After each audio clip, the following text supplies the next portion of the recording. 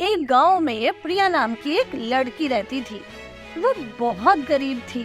उसे चित्र बनाना बहुत अच्छा लगता था, लेकिन उसके पास इतने पैसे नहीं थे कि वो कागज, पेन, पेंसिल, कलर, ब्रश ये सब खरीद सके। इसलिए वो जमीन पर ही मिट्टी से चित्र बनाती थी।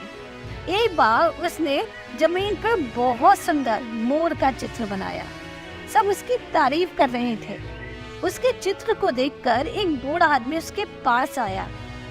बूढ़े आदमी ने उसे एक जादुई पेंसिल दी और कहा, इस पेंसिल से तुम केवल गरीब लोगों के लिए ही चित्र बनाना, और अगर तुम्हें कभी कोई परेशानी हो तो इस पेंसिल की सहायता से तुम मुझे बुला भी सकती हो। ये कहकर बूढ़ा आदमी वहाँ से चला गया। पेंसिल देखकर प्रिया बड़ी खुश थी। पेंसिल बहुत सुंदर थी।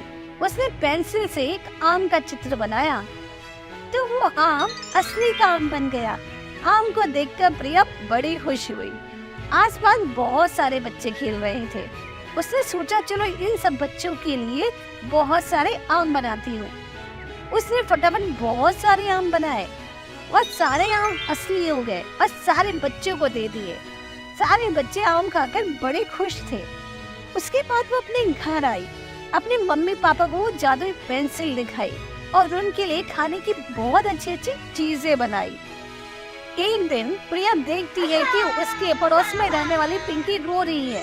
उसके स्कूल जाने वाले जूते फट गए थे, लेकिन उसकी मम्मी के पास इतने पैसे नहीं थे। प्रिया फटाफट पेंसिल निकालती है और उसके लिए एकदम से जूते बना के उसे दे देती है। पिंकी कहती है, थैंक यू दीदी, आप कितनी अच्छी हैं। ऐसे ही प्रिया को जब भी कोई जरूरतमंद बच्चा या कोई गरीब दिखता, वो पेंसिल से वही चीज बनाती और उनकी मदद कर देती। धीरे धीरे गांव में ये बात फैल गई कि प्रिया सबकी मदद करती है और बहुत अच्छी बच्ची है। एक दिन जब जादुई पेंसिल की बात वहाँ के राजा को पता चली तो उन्होंने अपने सैनिक भेजे और प्रिया को राजमहल में बुलाया। राजा ने प्रिया से कहा, प्रिया, हमें पता चला है कि तुम्हारे पास कोई जादुई पेंसिल है। अपनी जादुई पेंसिल से तुम हमारे लिए एक सोने का पेड़ बनाओ और उसे हमारे बगीचे में लगा दो, जिससे कि सोने की खेती हो। राजा की बात सुनकर प्रिया सोच में पड़ गई। उसे बूढ़े आदमी की बात याद थी कि इस पेंसिल से सिर्फ गरीब लोगों के लिए ही चित्र बनाने हैं, लेकिन वो राजा साहब को कैसे मना करती। तभी उसे बूढ़े आदमी की याद आई। उसने पेंसिल से कहा कि बूढ़े आदमी को बुला दो। बूढ़े आदमी को याद करते ही वो बूढ़ा आदमी वहाँ आ गया। बूढ़े आदमी को देखकर राजा चौंक गया। अरे, तुम कौन हो और तुम यहाँ कैसे आए? वो हाथ जोड़ के बोला, महाराज, ये पेंसिल प्रिया को मैंने ही दी है। बूढ़े आदमी ने राजा को समझाया कि ये पेंसिल प्रिया को केवल गरीब लोगों की मदद के लिए ही मिली है।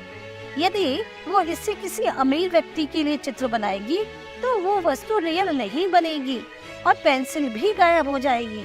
राजा को बात समझ आ गई थी और अपनी गलती का भी एहसास हो गया था। उन्होंने प्रिया को बहुत सारे गिफ्ट दिए और कहा, ऐसे ही लोगों की मदद करती रहो। प्रिया खुशी खुशी वहाँ से चली गई। इस कहानी से हमें यही सीख मिलती है कि हमें हमेशा लोगों की मदद के लिए तैयार रहना चाहिए।